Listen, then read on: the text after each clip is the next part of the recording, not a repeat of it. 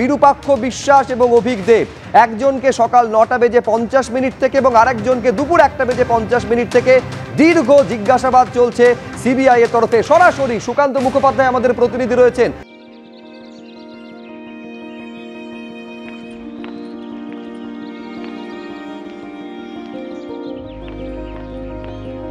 অর্থাৎ একদিকে 8 ঘন্টা আর একদিকে 4 ঘন্টা টানা জিজ্ঞাসাবাদ চলছে। সুকান্ত, কি আপডেট? দেখো, বিরূপাক্ষ বিশ্বাস এবং অন্যদিকে হচ্ছে অভিক দে, দুজনকেই কিন্তু টানা জিজ্ঞাসাবাদ করা হচ্ছে। আজকে 9টা 50-এ এখানে এসেছিলেন বিরূপাক্ষ এবং 10টার কিছু পর থেকে তার বয়ান রেকর্ড পর্ব চলছে।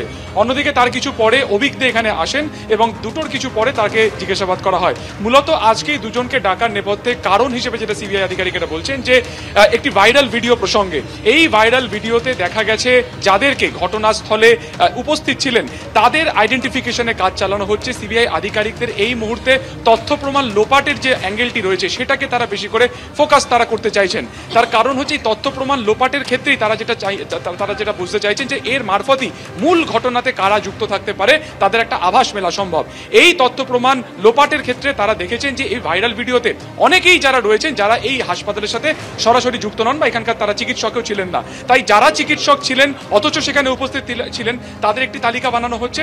আরও একটি তালিকা বানানো হচ্ছে যারা বহিরাগত ছিলেন। বিরূপাক্ষ বিশ্বাস তিনি ঘটনার সময় বর্ধমান মেডিকেল কলেজের সিনিয়র রেসিডেন্ট ছিলেন।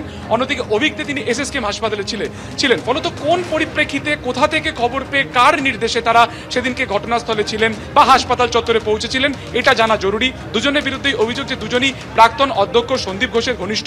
ফলত এই দিক থেকে দাঁড়িয়ে যে তারা এই খবর কখন পেয়েছিলেন, বিশেষ করে অভিক দে তাকে ঘটনাস্থলে তদন্তকারী কলকাতা পুলিশের তদন্তকারী দলের সাথেও কিন্তু একাধিকবার ঘুরতে দেখা গেছে। কেন তিনি সেই সময় ঘটনাস্থলে ছিলেন এরকম একাধিক গুরুত্বপূর্ণ প্রশ্নের উত্তর তারা জানতে চাইছেন। পাশাপাশি দুজনেরই অর্থাৎ বিরূপাক্ষ বিশ্বাস এবং অভিক দে দুজনেরই ফোনের কল লিস্টের তালিকা খতিয়ে দেখা হচ্ছে। আমরা জানি গতকালকে শিয়ালদা আদালতে সিবিআই তরফে বলা হয়েছে যে যত আরজিকর সংক্রান্ত যা সিসিটিভি ফুটেজ রয়েছে সেগুলো তাদের হাতে এসেছে। তারা সেখান থেকে ইতিমধ্যে আইডেন্টিফিকেশন করেছেন যে সন্দেহভাজনদের গতিবিধি, তাই তাদের তালিকা করে এক এক করে তারা জিজ্ঞাসাবাদ শুরু করবেন। এবং আজকেই দেখা গেল অত্যন্ত তৎপরতার সাথে গতকালকে দুজন ডাক্তারকে তলব করা হয় এবং আজকে তারা নির্দিষ্ট সময় তারা চলে এসেছেন। এবং যেটা তোমাকে বললাম প্রত্যেকে ম্যারাথন জিজ্ঞাসাবাদ চলছে। সন্দীপ এবং অভিজিৎ মন্ডল প্রাক্তন টালা ওসি তাদেরকেও জিজ্ঞাসাবাদ করে যে সমস্ত তথ্য পাওয়া যাচ্ছে সেই পরিপ্রেক্ষিতে দুজনের আলাদা করে কিন্তু বয়ান একেবারে আলাদা ভাবে বয়ান রেকর্ড এবং জিজ্ঞাসাবাদ পর্ব চলছে। এখন জিজ্ঞাসাবাদ পর্বে কি উঠে আসে, কতটা সহযোগিতা তারা করছেন সিবিআই সূত্রেই বা কি খবর আসে পুরোটা একেবারে আপনাদের সামনে রাখবো। কিন্তু এইখানে দেখাতে চাইবো যে অনিকেত মাহাতো জুনিয়র ডাক্তার এবং আন্দোলনের অন্যতম মুখ, তিনি কি বলছেন দেখুন। সিবিআই কলেজে থ্রেড কালচার যেগুলো তৈরি হয়েছে, এই থ্রেড কালচারের জনকরা যদি কেউ থেকে থাকে তাহলে সেটা হচ্ছে বিরূপাক্ষ অভিক দেরা। তাহলে আমরা বলেছি বারবার যে দ্বিতীয় অভয়া যাতে আর না ঘটে সেই জন্য এই জায়গাটাকে রাজ্য প্রশাসনের পক্ষ থেকে অত্যন্ত গুরুত্ব সহকারে দেখা উচিত।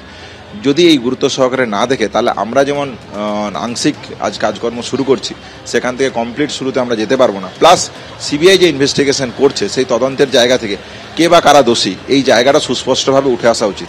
এই জায়গাটা যতক্ষণ না উঠে আসছে ততক্ষণ পর্যন্ত আমরা সম্পূর্ণ কাজে যোগ দিতে পারছি না। রাজ্য প্রশাসকের দিক থেকে থ্রেড কালচার এবং সেফটি সিকিউরিটির প্রশ্নে যে ভিজিবল পদক্ষেপ আমরা নেওয়ার কথা